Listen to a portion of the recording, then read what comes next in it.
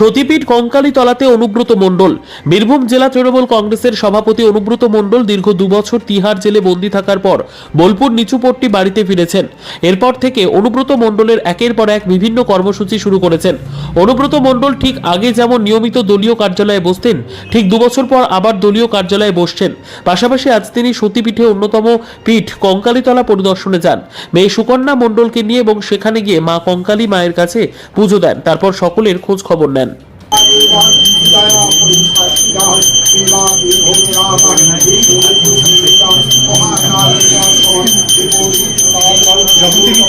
মমতা ব্যানার্জি কঙ্কালীকে সেজে ঢালিয়েছে, তারাপীঠকে ঢালিয়েছে, ফুল্লরাতলাকে ঢালিয়েছে।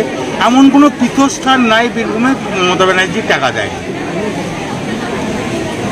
আপনারা জানেন যে মমতা ব্যানার্জি বক্রেশ্বরেও টাকা দিয়েছে, পাথরচাপড়িতেও টাকা দিয়েছে।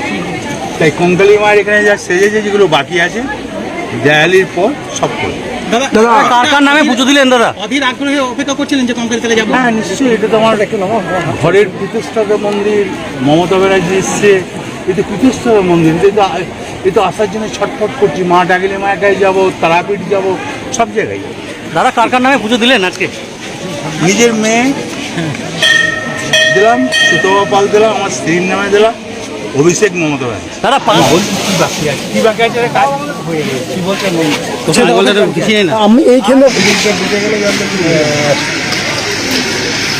গোয়ালপাড় ব্রিজটা দাদা এবারে সেচ মন্ত্রী বলে দিয়েছে যে এইটাকে আপনার তারাপীঠটাকে জলের ব্যাপারটা হচ্ছে দ্বারকার উপরে কোনো ড্যাম নেই।